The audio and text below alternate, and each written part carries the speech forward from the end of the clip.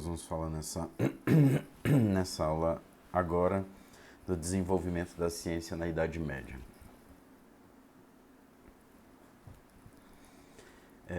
Do fim da Antiguidade, no século V, até o nascimento da ciência moderna, a ciência como nós entendemos hoje, no século XVII, nós temos 1200 anos. Esse período foi apresentado, sobretudo pelo Iluminismo, de maneira muito injusta e muitas vezes até pejorativa, como um período de desaparecimento de qualquer saber racional, de qualquer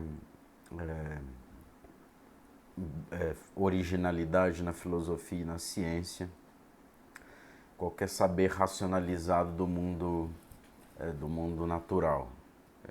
Foi apresentado como um período de superstição, de domínio da incultura e da incivilidade.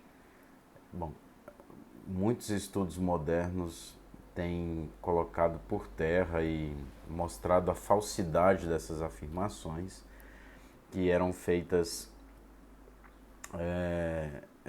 desde o ponto de vista de historiadores da Ilustração, do período do Renascimento, sobretudo do Iluminismo, e tem mostrado como são falsas essas afirmações.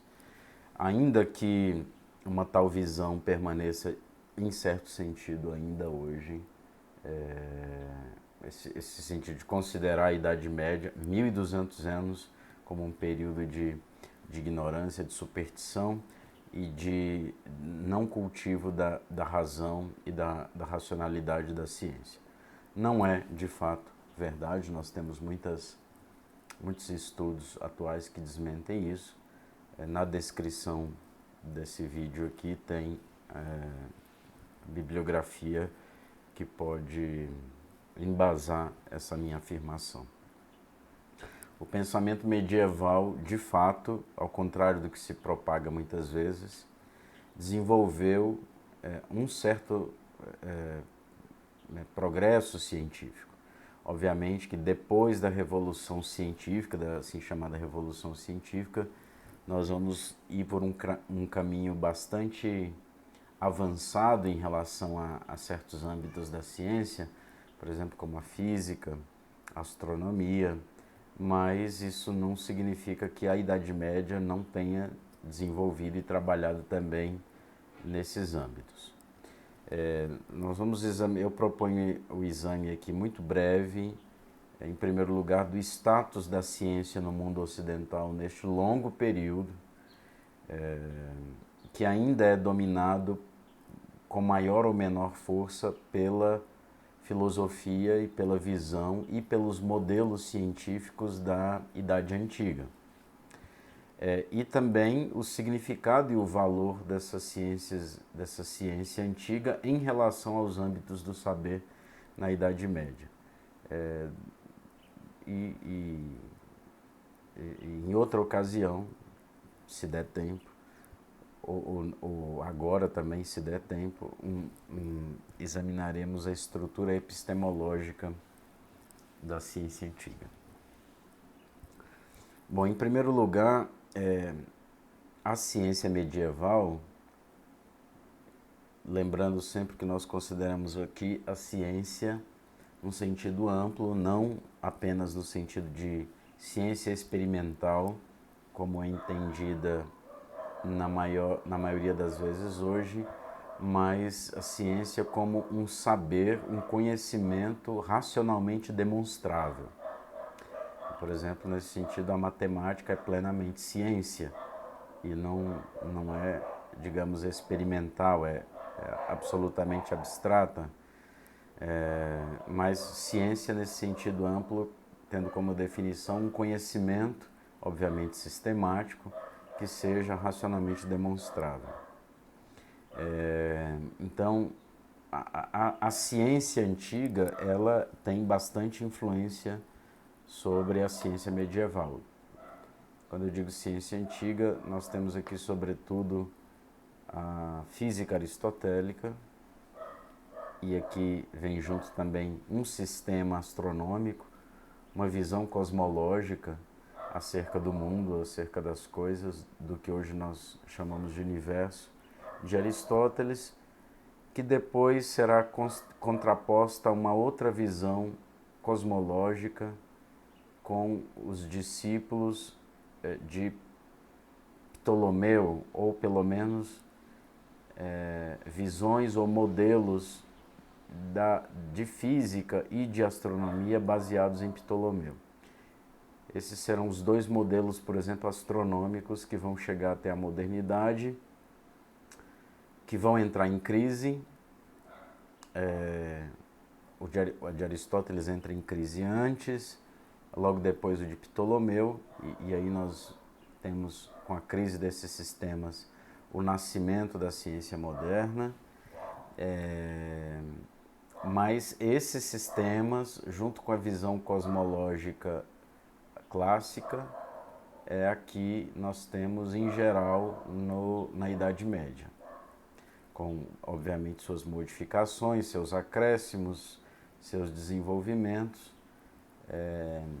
e a refutação por parte de alguns, mas em geral é a visão que domina na Idade Média, é aquela herdada da ciência clássica, da visão clássica.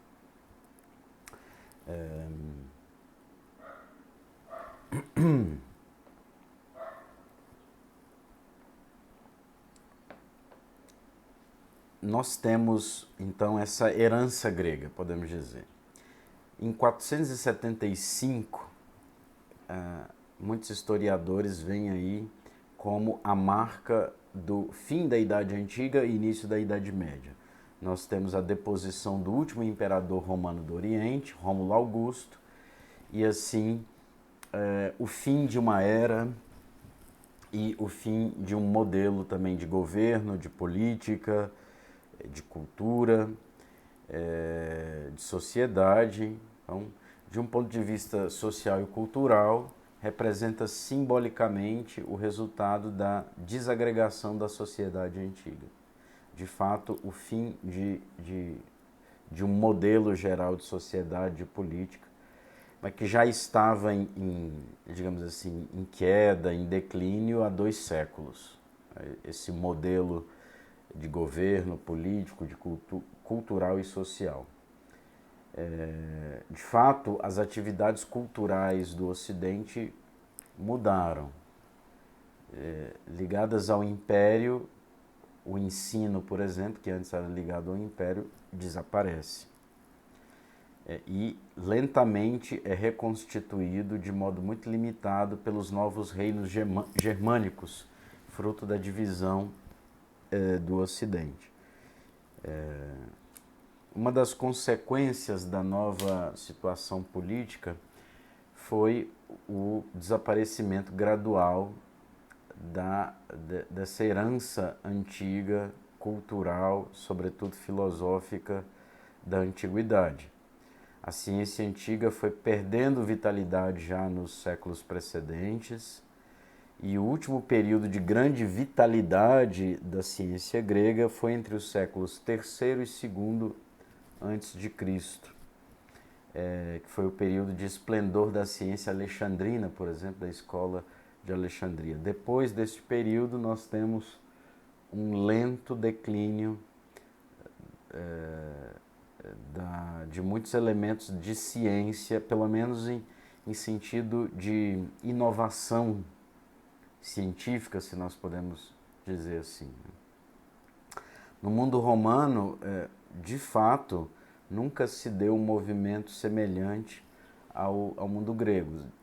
Sempre foi uma transferência daquilo que era realizado na cultura grega para a cultura romana. Então, de fato, por isso que muitas vezes se fala de uma cultura greco-romana, ou de uma ciência, ou de uma filosofia greco-romana. E, de fato, os romanos importavam da Grécia esses avanços e também esse esplendor. Obviamente, o declínio político da cultura romana é acompanhado por um declínio cultural, filosófico, social. Os historiadores, aqui eu não faço nenhuma relação de causalidade, mas alguns historiadores então fazem essa relação de causalidade, por exemplo, afirmando o declínio político do Império Romano como tal, como sendo fruto já de um declínio anterior, social, cultural, religioso, moral. De qualquer forma, nós temos esse declínio, e obviamente se a situação política, cultural em geral, social não é estável, obviamente também não há espaço, não há muito espaço para se fazer ciência, para se inovar filosoficamente, para avançar no conhecimento racional de forma abrangente ou de forma massiva, né? Então, é óbvio que existem muitos autores e casos particulares neste período de grande relevo, inclusive, mas a situação sociocultural e política do Império Romano até a sua queda realmente impediram grandes avanços ou pelo menos um movimento científico original em Roma. Nos últimos anos, os últimos anos do Império, eles são marcados pelo estudo e aplicação das obras gregas dos temas de ciência. Então, sem muita inovação, mas ainda com influência do mundo grego e daquilo que os gregos tinham conquistado, era realizado na parte ocidental, romana, podemos dizer assim. Assim, o início da Idade Média, nós temos de fato um terreno pouco propício para a especulação intelectual. Essa situação é bastante agravada pela instabilidade causada pelas invasões dos povos germânicos. Então, o Império Romano cai, a situação política e social e cultural não é boa, não é favorável, e além disso nós temos bastante instabilidades desses povos germânicos ali que então invadem aquilo que era, podemos dizer assim, o antigo Império Romano. Então nós temos de fato essa situação pouco propícia ou pouco favorável para a especulação intelectual na Idade Média, pelo menos no início da Idade Média. A cultura clássica, porém, nunca desapareceu completamente. No Ocidente, entre as dificuldades sociais da época, nós temos um esforço para conservação, pelo menos isso, né, para conservação dos antigos conhecimentos. Isso vai continuar desde o início, desde esse período, mesmo com esse período mais conturbado. Os monges terão um papel bastante importante nisso, os copistas. De fato, essa era uma das atividades centrais, fundamentais da vida monástica, justamente com o intuito de conservação da cultura, do saber, da ciência do mundo antigo. Então, os mosteiros terão bibliotecas e os monges vão se dedicar a copiar os livros. Obviamente, não existia imprensa ainda neste período, então, de fato, graças à igreja, graças aos monges, sobretudo, a igreja pôde conservar para a posteridade muitas obras que teriam sido perdidas por causa da instabilidade política, por causa das guerras, por causa das disputas. Então, de fato, a igreja foi a salvaguarda, foi a protetora, a conservadora da sabedoria, da cultura e da ciência do mundo antigo. E graças a esse trabalho minucioso, dedicado desses monges, muitas obras da antiguidade foram preservadas para a posteridade, para nós, nos dias de hoje.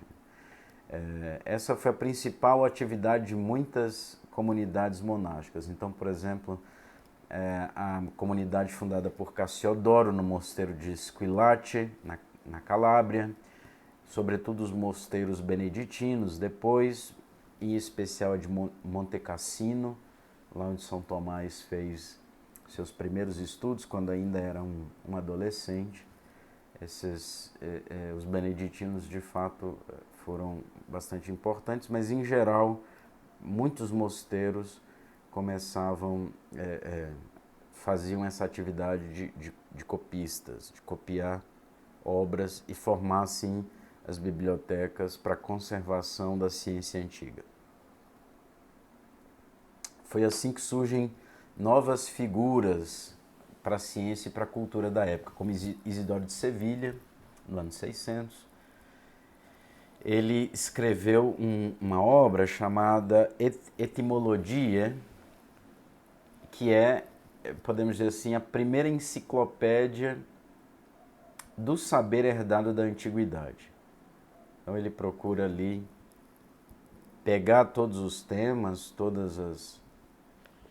os grandes temas e fazer um compilado, uma enciclopédia, realmente, da cultura e do saber antigo.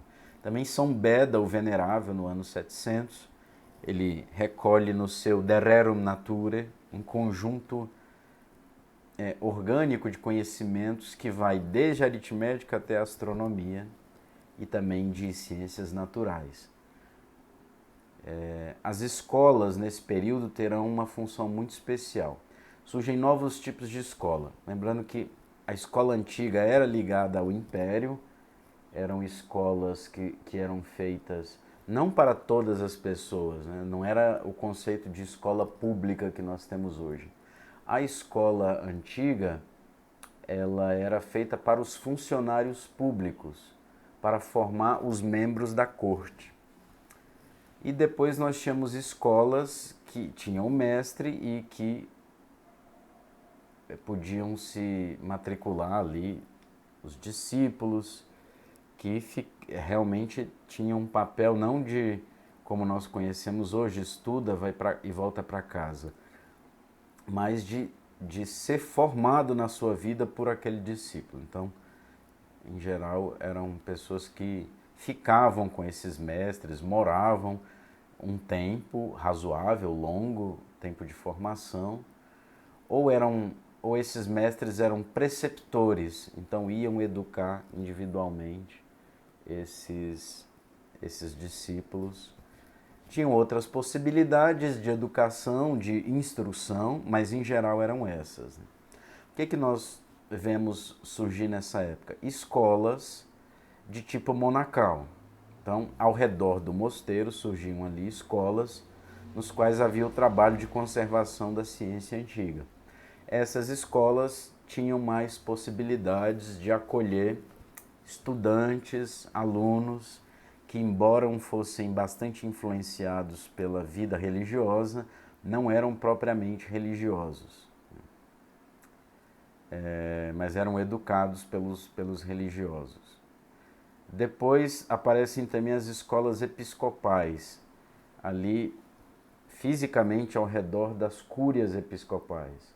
Então os bispos pessoalmente constroem essas escolas e estão sob a tutela do bispo, poderíamos dizer assim, escolas diocesanas para a formação e para a instrução das pessoas, dos jovens, das crianças. E depois nós temos também o que serão chamadas de escolas palatinas, sobretudo a partir do ano 800, que foram sendo instituídas pouco a pouco como centros de saber de maior importância. Então, muitas vezes também ligadas a bispos ou a grupo de pessoas que criavam essas escolas, mas sempre sob a tutela da igreja. A igreja promovia a instrução, promovia a educação, promovia a formação, já que o antigo Império Romano havia colapsado. Então, a igreja assumiu essa função de de educar, de uma forma, aliás, muito mais abrangente do que o regime antigo do antigo Império Romano. Nesse período, as escolas vão ter uma função bastante importante para a ciência, para a filosofia, para a teologia e para o avanço cultural e filosófico na Idade Média. Paralelamente, o importante trabalho de conservação e desenvolvimento da ciência antiga foi feito também no mundo árabe, sobretudo a partir do ano 700. Então, sim, não foi só o Ocidente que procurou conservar esse saber do mundo antigo.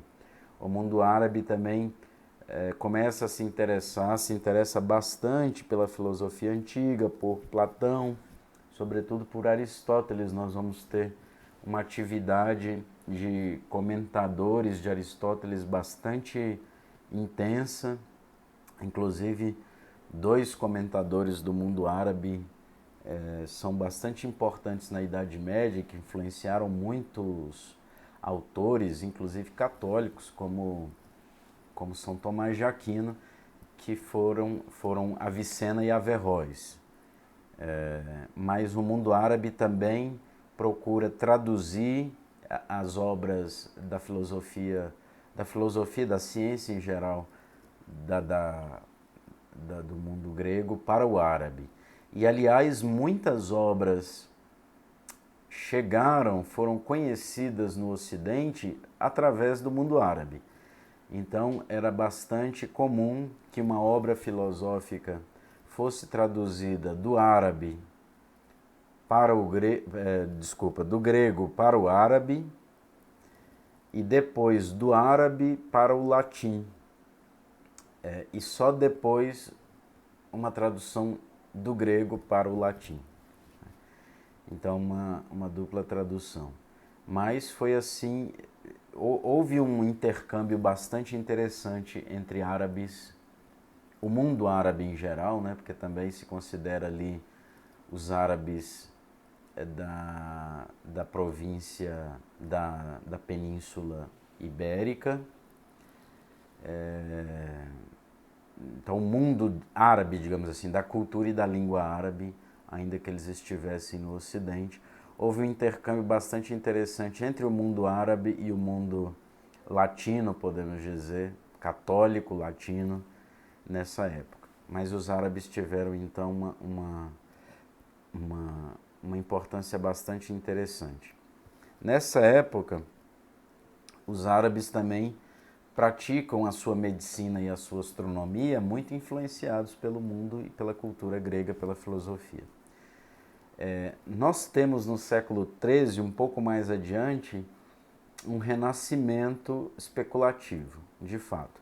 Essas dificuldades da queda, do colapso do sistema antigo romano foram sendo superados pouco a pouco e, à medida que foram sendo superadas as dificuldades políticas, sociais, também há, de fato, menos preocupações e, portanto, mais espaço para o desenvolvimento da ciência e da filosofia. Até que nós chegamos no período mais florescente da Idade Média, que é, de fato, o século XIII. Há um verdadeiro renascimento da ciência, prévio ao da Idade Moderna, nos séculos XII e, sobretudo, no século XIII. Então, alguns elementos desse renascimento científico, podemos dizer assim. Em primeiro lugar, temos um elemento que favorece esse renascimento, o revigoramento das instituições acadêmicas. Temos as escolas monásticas, temos as escolas episcopais, temos as escolas palatinas do início da Idade Média. Depois, no século IX, Carlos Magno e as escolas palatinas, que tinha de início a função de preparar funcionários do Império, do novo Império Romano-Germânico, mas que depois foi expandida também, não só para os funcionários, foi uma tentativa de recriação das antigas escolas para a formação dos membros da corte do antigo Império Romano. Mas nós temos no século X, a partir do século X, a fundação de importantes centros de estudos. Por exemplo, uma escola de medicina em Salerno, que é considerada por muitos como o embrião ou a origem remota da universidade. Por quê? Porque essa comunidade, essa instituição, esse centro de estudos, ele foi fundado, foi idealizado, foi pensado, concebido como uma comunidade de mestres e discípulos que pudessem se dedicar ao estudo das ciências, das diversas ciências, e pudesse ser também um lugar de intercâmbio de estudantes e professores de todos os lugares e de todas as culturas, etc. Por isso, daí vem o nome também universidade, né? Universitas, universo dos alunos e professores. Então, é uma concepção bastante interessante, de fato, um precursor, uma instituição precursora, precedente, preparatória, podemos dizer mais exatamente, da instituição da universidade. As universidades começam propriamente no século XII. As primeiras foram de Bolonha e Paris, seguidas de Montpellier, Oxford, Pádua, Nápoles, Salamanca e assim por diante. Mas, de fato, eram centros acadêmicos, fortemente caracterizados, comunidades de mestres e alunos. Daqui, como eu disse, vem o nome Universitas. Por exemplo, Bolonha era chamada de Universitas Studiorum. Paris, Universitatis Magister et Studiorum. Ou seja, o conjunto, o universo dos alunos e dos professores. Era uma concepção bastante interessante, porque era uma única comunidade, alunos e professores.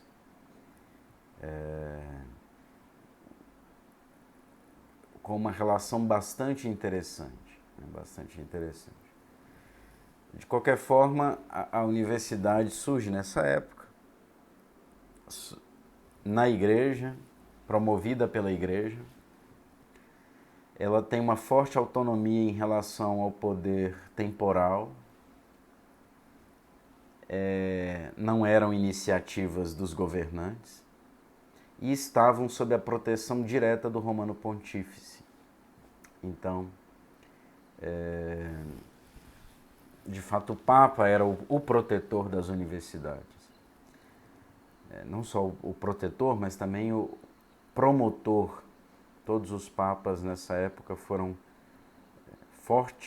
fortemente promotores desses centros, dessas universidades. A estrutura dos estudos da universidade é bastante característica. São formadas por uma faculdade de artes, no qual se estuda o trivium, gramática, retórica e lógica, e o quadrivium, geometria, aritmética, astronomia e música. E pela faculdade de teologia, que é centrada no estudo da Sagrada Escritura. Então, a universidade nessa época era filosofia e teologia, podemos dizer assim.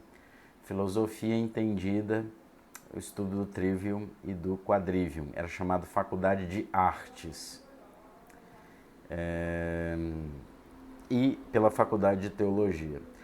Surgem, paralelamente ao surgimento das universidades, surgem núcleos importantes.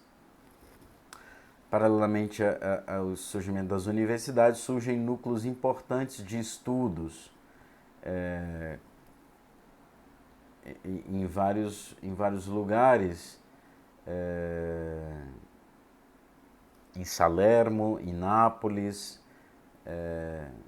que fazem estudos, podemos dizer, alternativos. por exemplo, como a Faculdade de Leis e de Medicina. Estes estudos de ciências estão concentrados sobretudo no Quadrivium e na Faculdade de Medicina. Então, esses centros de estudos como que pegam algum aspecto ou alguns aspectos da formação da Faculdade de Artes e procuram se aprofundar nesses aspectos. Serão as futuras faculdades de medicina, de direito, de astronomia, justamente com essa particularização de algum aspecto daquilo que era estudado na Faculdade de Artes. Então, nós temos aí um desenvolvimento racional, tecnológico, científico bastante interessante, ligado à universidade e a estes centros de estudos, por exemplo, de leis, que será um protótipo da Faculdade de Direito, e de Medicina, que depois vai virar, de fato, esses centros irão se tornar faculdades de medicina. Então, esse fato extraordinário do surgimento da universidade, e da universidade não só idealizada, mas como sendo na prática um lugar de cultivo da ciência, da filosofia, da teologia e de convívio, de debate, um debate frutuoso, intenso da ciência na Idade Média, não, isso por si bastaria para refutar a ideia de que não houve debate científico ou avanço racional e filosófico na Idade Média. Foi na Idade Média que surgiu a universidade. E não só a universidade, mas a universidade como um lugar de convívio, debate e cultivo da ciência entre professores e alunos. Inclusive com gente de todos os lugares do mundo. Era muito fácil, porque todos aprendiam latim, então o latim era a língua que unia todas as pessoas do mundo inteiro. Então, aí nós temos uma grande importância. A universidade vai ter uma grande importância na sociedade medieval e do tardo medioevo. Serão a primeira abertura radical da ciência a todo o grupo social. As escolas gregas, por exemplo, sempre foram para a elite. A universidade não. A universidade acolhia, de fato, de uma forma muito ampla, vários grupos de várias nacionalidades, de várias culturas, enfim, inclusive pobres, fazendo possível a extensão da ciência e a formação de uma nova nobreza, não mais ligada a títulos feudais ou a títulos nobiliárquicos, mas ligados ao estudo. E em poucos séculos, essa nobreza intelectual, podemos dizer assim, substituiu a nobreza feudal no Ocidente. A partir do século XI, no Ocidente, aparece, por causa do mundo árabe, muitas obras perdidas. Eu mencionei aqui que era comum que muitas obras chegassem ao Ocidente por causa dos árabes, das traduções dos árabes. Então, isso, de fato, por um lado positivo, abriu as portas para a redescoberta de muitas obras ou para a entrada de forma inédita no Ocidente de muitas obras. Por outro lado, tinha um problema complexo de tradução, porque você muitas vezes tinha a tradução do grego para o árabe, do árabe para o latim, mas às vezes você tinha a tradução do grego para o árabe, do árabe para um dialeto local, e depois um outro tradutor traduzia do dialeto local para o latim. Então, obviamente, alguns problemas de tradução nós tivemos na época, ainda que não é que as traduções eram feitas com descuido, mas muitas vezes a tradução era feita com um sujeito que lia o texto e o outro que, ouvindo, realizava a tradução. Então, muitas vezes, uma falha na audição fazia com que a tradução pudesse ficar prejudicada. Muitas vezes, as formas das letras, em alguns períodos, as palavras eram todas unidas, algumas obras eram feitas com as palavras todas unidas, então às vezes era difícil distinguir a qualidade do manuscrito, a qualidade da letra, da forma da letra, a audição daquele que ouvia para traduzir e, obviamente, toda tradução tem um pouco a interpretação. Aliás, a boa tradução precisa ser de fato assim, porque se você traduzir literalmente sempre todas as coisas, muitas vezes o texto pode ficar incompreensível. Tínhamos também o problema de palavras inexistentes na língua latina, então muitas vezes eram transliteradas, então eram palavras novas, né? Então, temos todos esses, e ainda os problemas da tradução que perpassam todos os tempos, né? Então, muitas vezes nós tínhamos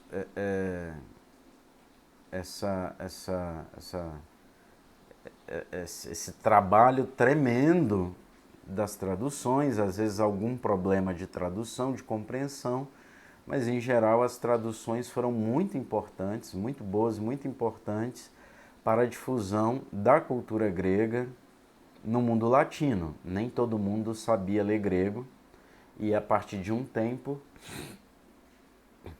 de fato, poucas pessoas, né? Então podiam ter acesso aos originais no grego, em grego. Então o tradutor era uma figura importantíssima na Idade Média.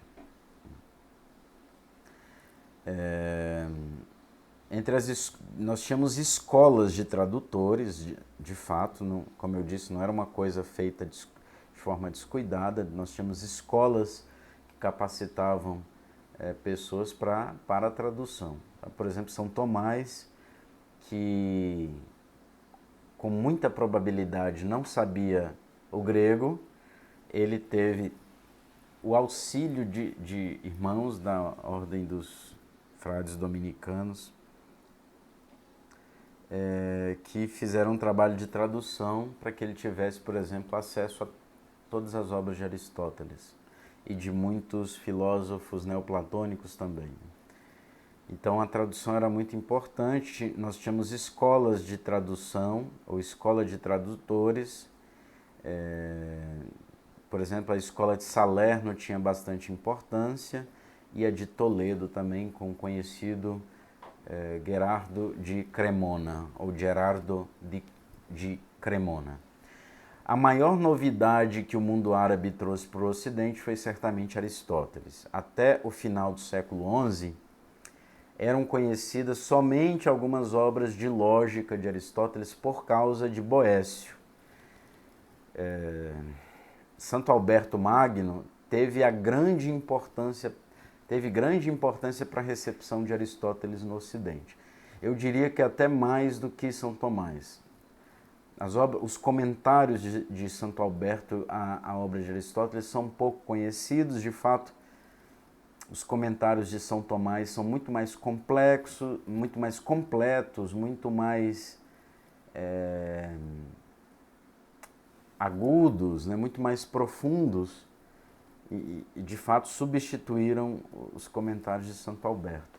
Mas Santo Alberto ele teve o mérito de fazer a entrada de Aristóteles de modo definitivo na universidade no mundo ocidental. de fato, tinha muito mais prevalência Platão e a tradição platônica e neoplatônica do que a tradição aristotélica. O mundo árabe, comentando Aristóteles, por exemplo, Averroes, que é o grande comentador de Aristóteles, traz Aristóteles como objeto de interesse para o mundo ocidental, para o mundo latino. Esse interesse faz com que então Aristóteles comece a ser lido, estudado e comentado. Aí surgem alguns averroístas latinizantes que eram latinos, católicos, que começaram a interpretar Aristóteles sob a ótica de Averroes, notadamente com muitos erros de interpretação.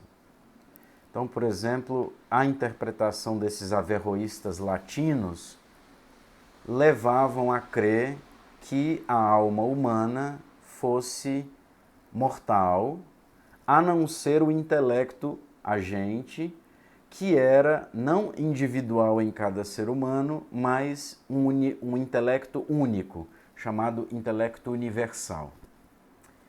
Isso, na prática, significava dizer que o indivíduo não era imortal, mas apenas a parte intelectiva da alma do indivíduo, mas essa parte intelectiva era um intelecto universal no qual cada indivíduo se unia pela sua alma, mas de fato era uma doutrina que era claramente contrária ao dogma da imortalidade da alma humana afirmada pela Igreja e, aliás, era uma deturpação, uma interpretação errônea do De Anima e das outras obras de Aristóteles, mas sobretudo o livro que Aristóteles escreveu sobre a alma. Então Aristóteles era visto, isso um exemplo, né? Aristóteles era visto com muito receio, com muita cautela, como um autor perigoso para a fé, um autor que muitos rejeitavam e trabalhavam para que não entrasse na universidade, que não fosse estudado na universidade. Então, é Santo Alberto Magno que vai fazer o trabalho de interpretar corretamente Aristóteles num primeiro momento e dizer, olha, essa interpretação dos averroístas latinos não estão de acordo com aquilo que o próprio Aristóteles disse. E São Tomás será o grande defensor de Aristóteles nesse sentido, por quê? Porque ele vai escrever, ele vai escrever uma obra contra esses averroístas, chamada De Unitate Intellectu contra Averroístas, a unidade do intelecto contra os averroístas, mas ele viu que Aristóteles era uma preciosidade, que a obra aristotélica era uma preciosidade tão grande que ele se dedicou a comentar toda a obra de Aristóteles. Alguns livros ele comentou em partes, né? Mas ele tinha a intenção de comentar linha por linha, praticamente fazendo uma exegese correta da obra aristotélica para que ficassem resolvidas, dissolvidas todas as dúvidas acerca da bondade da obra aristotélica e como a obra aristotélica poderia ser útil em favor da fé, para explicar elementos da fé. E de fato, se nós pensamos, por exemplo, na composição dos sacramentos, disse que todo sacramento tem matéria e forma. Matéria e forma é uma doutrina aristotélica.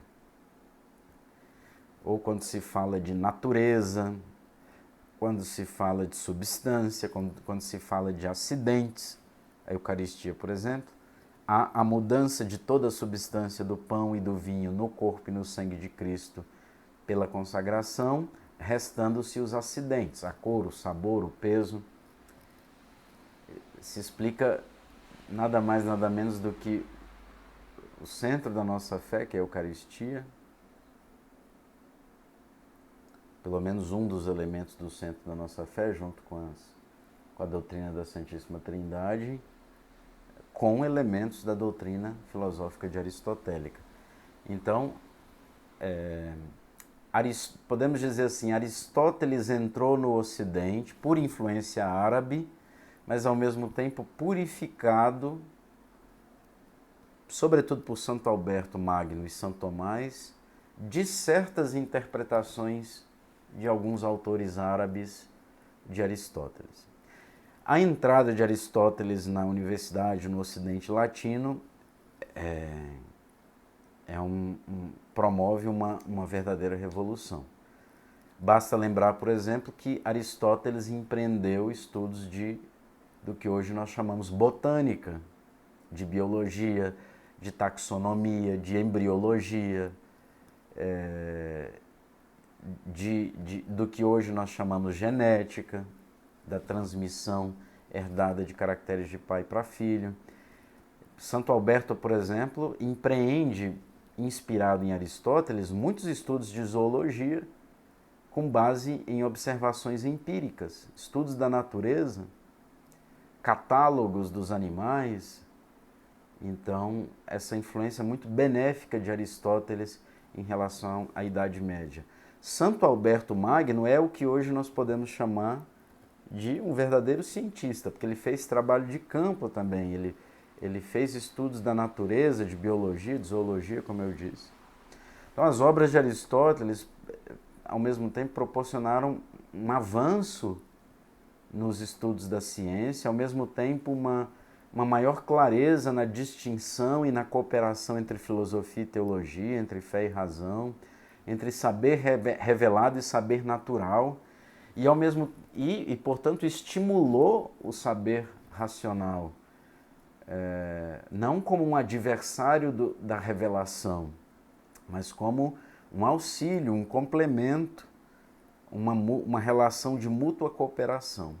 Então, a filosofia ela começa a ser concebida como um conhecimento do mundo natural mediante a força da razão, que não está em contraposição ao conhecimento da verdade revelada pela fé. Razão e fé são distintas, mas não são opostas, assim como filosofia e teologia.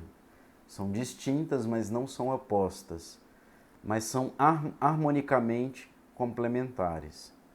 A filosofia oferece à teologia elementos para a explicação da própria fé e, ao mesmo tempo, a fé ilumina a razão, fazendo com que a razão alcance aquilo que sozinha ela não poderia alcançar. Para alguns, essa é a grande descoberta do mundo medieval, em particular da escolástica, a força da demonstração racional. Então será um tempo de profunda valorização da razão, profunda valorização da argumentação racional, da lógica, da matemática e do conceito de ciência. O que é ciência para o homem medieval? Ciência significa conhecimento das causas das coisas e a possibilidade de deduzir logicamente dessas causas os fenômenos. Então, é o conhecimento não apenas da coisa, mas é o conhecimento da causa das coisas. Então, eu posso ter um primeiro nível de conhecimento, onde eu conheço que a coisa existe. Conheço aqui um gato, conheço o elefante, conheço a árvore.